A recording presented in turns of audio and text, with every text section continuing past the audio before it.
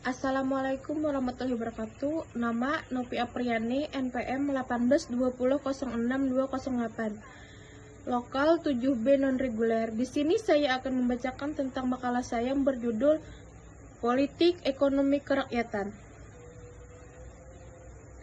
Ekonomi kerakyatan adalah sistem ekonomi yang dilaksanakannya berdasarkan pada kepentingan serta kemakmuran rakyat.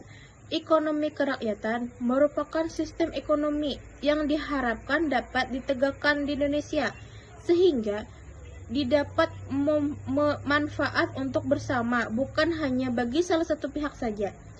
Dilansir dari Kementerian Pendidikan dan Kebudayaan Republik Indonesia, ekonomi kerakyatan mengatur agar produksi penting yang menguasai hidup orang banyak harus dikuasai oleh negara dan tidak jatuh ke tangan seseorang yang berkuasa, sehingga menyebabkan oligarki dan penindasan rakyat.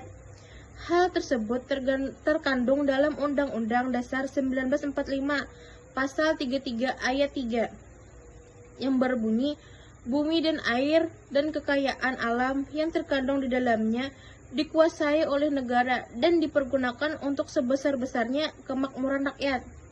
Ayat 4 yang berbunyi, perekonomian nasional diselenggarakan berdasarkan atas demokrasi dengan prinsip kebersamaan, efisiensi, keadilan, berkelanjutan, berwawasan, berlingkungan, kemandirian, serta dengan menjaga keseimbangan kemajuan kesatuan ekonomi nasional.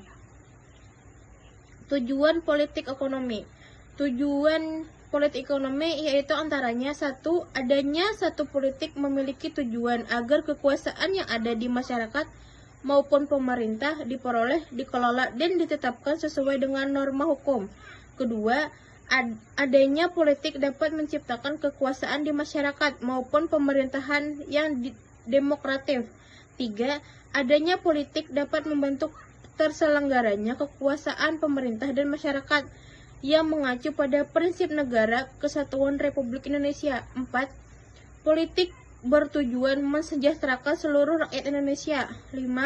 Melindungi hak-hak semua warga negara Indonesia dan menjamin ketelaksanaannya kewajiban warga negara.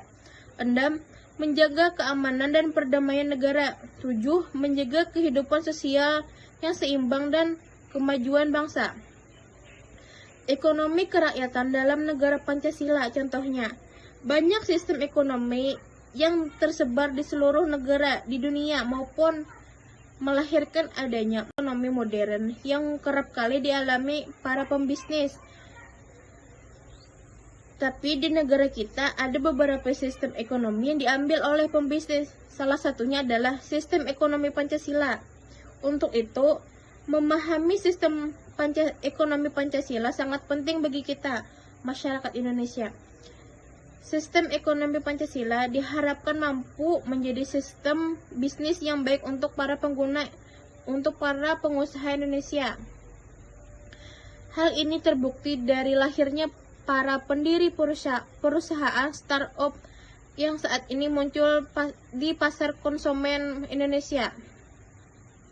Contoh penetapan ekonomi Pancasila: 1. Koperasi, 2. BUMN, 3. Serikat Buruh. Kesimpulan, ekonomi kerakyatan dapat memiliki dampak positif maupun dampak negatif. Dirangkum dalam buku Ekonomi Kerakyatan dalam Kancah Global 2003, dampak positif ekonomi kerakyatan adalah rakyat terlindungi dari pesaing yang tidak seimbang antara pemilik modal besar, negara leluasa dalam meningkatkan kesejahteraan, mempersempit kesenjangan sosial, dan menciptakan hubungan sinergis antara pemilik modal dan masyarakat.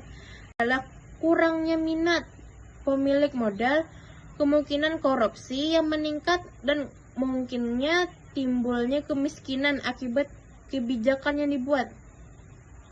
Ekonomi Pancasila menetapkan nilai-nilai Pancasila, termasuk demokrasinya. pada sila keempat. Sebagai pondasi setiap tindakan dan kegiatan ekonomi, sistem ekonomi Pancasila yang diterapkan di Indonesia ini dilihat sebagai tipe ideal. Bagaimanapun, melihat ekonomi Pancasila sebagai tipe ideal lebih relevan ketimbang realitas. Cukup sekian dan terima kasih. Salah hilap mohon maaf. Wassalamualaikum warahmatullahi wabarakatuh.